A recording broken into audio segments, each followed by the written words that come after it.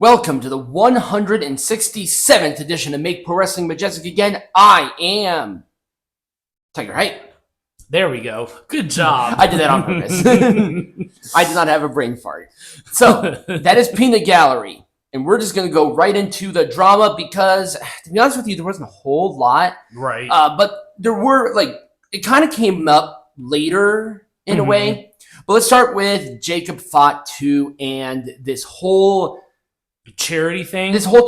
Yeah. So a Reader's Digest thing, he was scheduled and prepaid to go to a charity event before he signed with WWE, but he no-called, no-showed essentially and ghosted them. Right. The cult of AEW were trying to get Jacob Fatu canceled essentially because he signed with the wrong company. Right. But here's the problem. They were touting the fact that he did not reach out to them or repay them. But he did in June.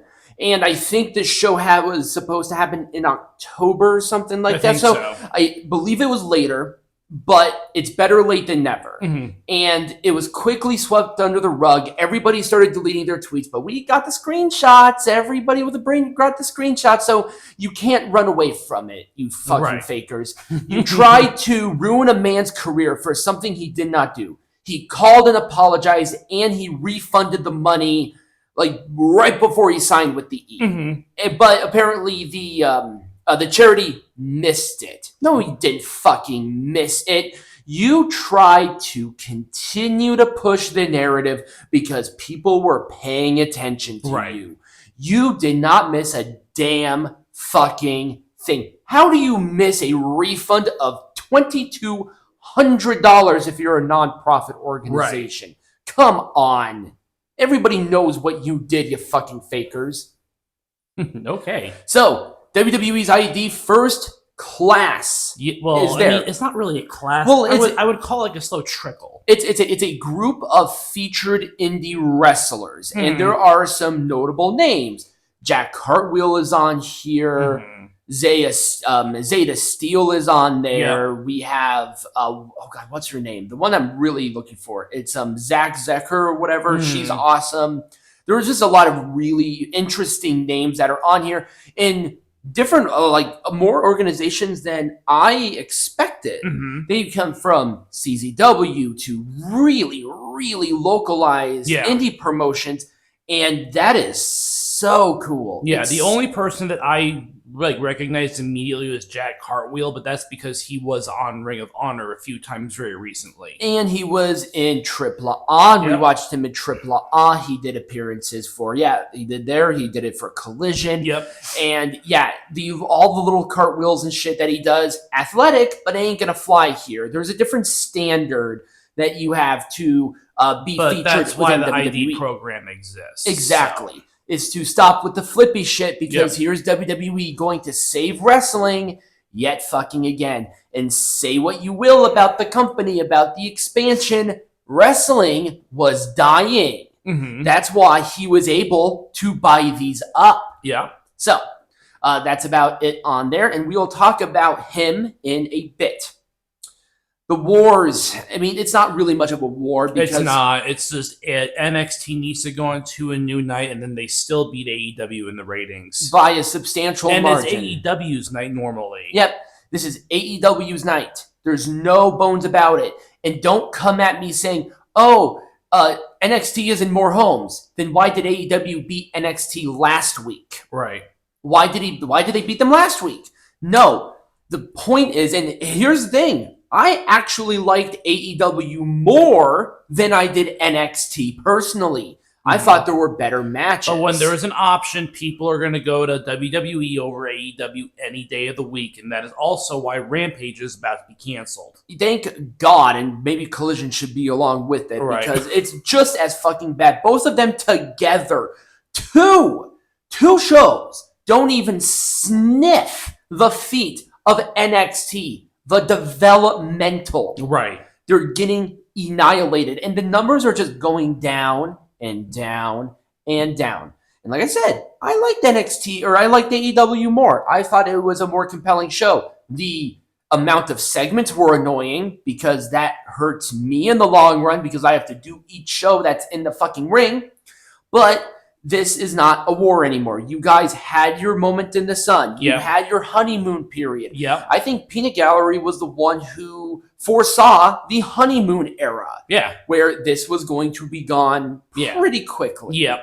So, and I think that's sort of where we are right now. It's like, oh, it's only for the hardcore fans. Yeah, the hardcore fans are not the people who write the fucking checks. The only reason WBD even gave them like an extension on their deal is because they have money invested in the company. Right. And it's only for 3 years. And that 3 years means get your ass in gear, AEW, or else we pull in the fucking plug. And that might come sooner rather than later. Right.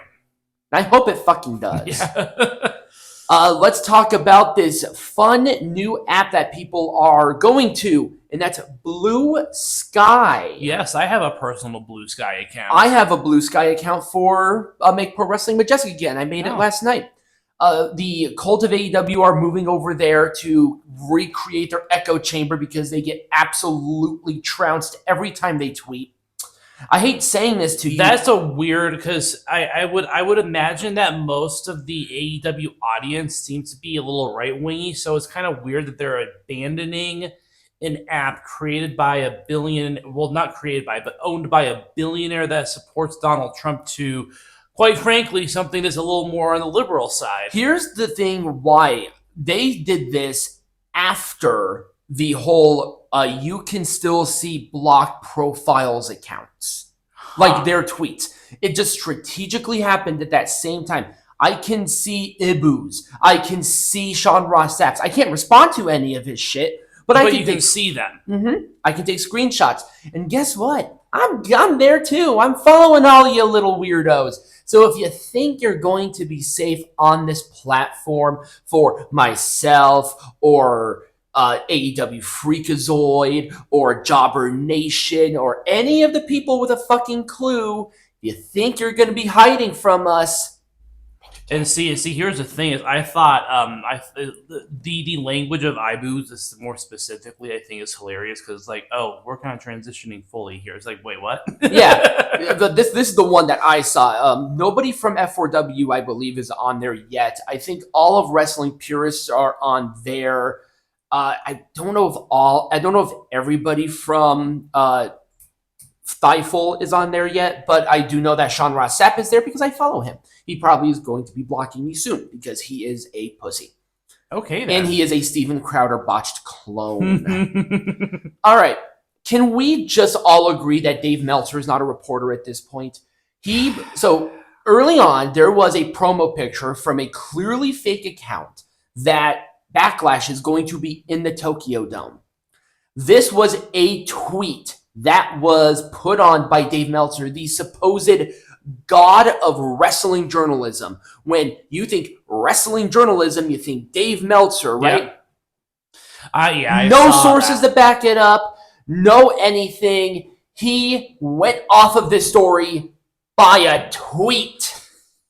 By one tweet. No confirmation of his sources. No confirmation from anywhere else that is anywhere credible. I don't think anyone picked up on like he was the only one that just kind of went all in on this. Yeah, he was. Yeah, I didn't see anything from Sapp. I saw nothing from Purist. I saw nothing from It was Difel. only Dave Meltzer that fell for it. He fell for it. How do you fall for this thing? I'm pretty sure there's an internet archive in the Wayback Machine that there was a fucking article on F4W still touting this. Probably. I just have a gut feeling. Well, he did catch it within 9 minutes, so I doubt it. This is not you don't do this. This is not what you're supposed to do as like a journalist. I don't claim to be a journalist. I just stir the pot, you know? Right. But this is ridiculous. This is not the gold standard. You need to be better than this, Davey Poo, because guess what? This makes you look like a total dweeb, a jackass, a retard. Right. That was really all of the drama.